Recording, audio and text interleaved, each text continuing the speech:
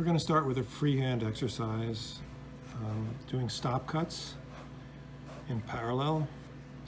So on this portion of your block, I want you to draw a line. Give you a stop line. It could be over here in pencil. It's visible to you. And then I want you to take your V gouge, whichever V gouge you choose, whichever one you invested in. But this is essentially the line carving tool, the finest tool that you have in your kit. And I want you to attempt to carve a series of parallel lines that stop on this line. Okay, let's see how we do.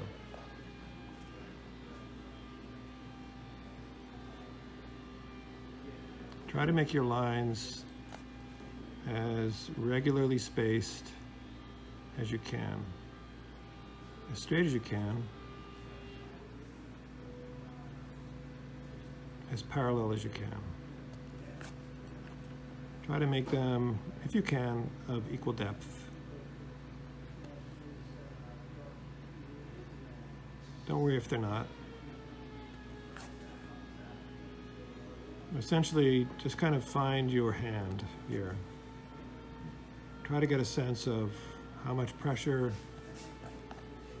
it's going to take to produce a consistent cut and repeat that cut.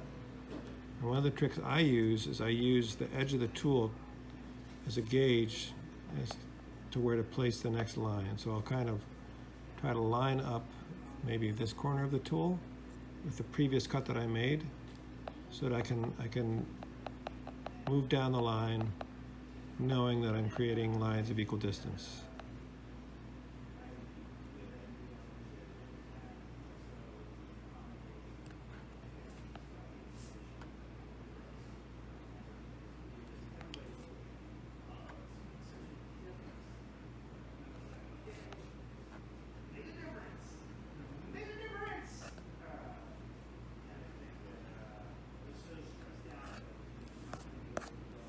All right, so that's the first exercise.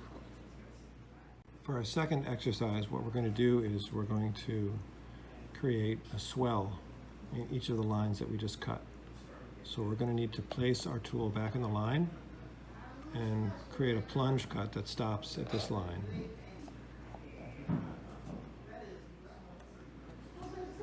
All right, so this is more or less what I want to have happen, very consistently along this row.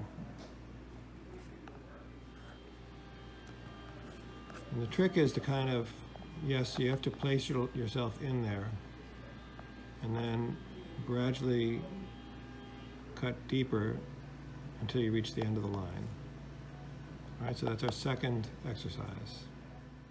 Okay, for our third exercise, what we're going to do is we're going to reverse the position of the block, and we're going to attempt to create a swell at the other end of the line that's distinctly different. So a shorter swell that ends the line and an imaginary line up here. Let's start at the top.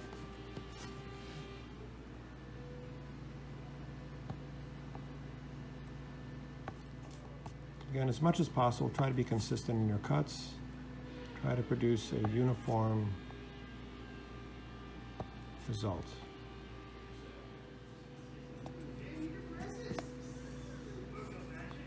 All right, so what we're hoping to see is a modulated, sort of a gradient, where we see a sort of a darkness running along this portion and a lightness on either extremity.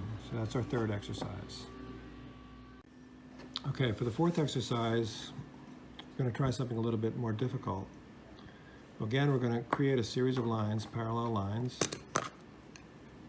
Let's pick a stopping point a little bit farther down, maybe that far. All right, so another series of lines, but we're going to try to modulate those lines as we cut them. So within this area, I'm going to hit 3 targets where I want the lines to be deeper. All right, so I'm just going to take my pencil. So that's basically where I want to plunge and create a little bit of a deeper cut, which will come up lighter as we print. Let's see if I can do it.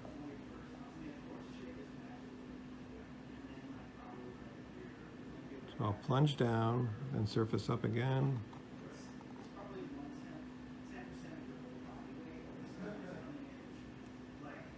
Plunge in the surface, and plunge again.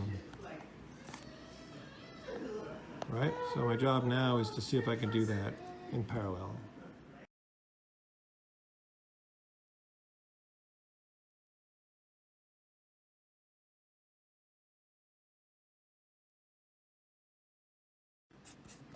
Okay, so what I have here, more or less, is a kind of a wave effect. Light to dark, modulating the line as it moves along.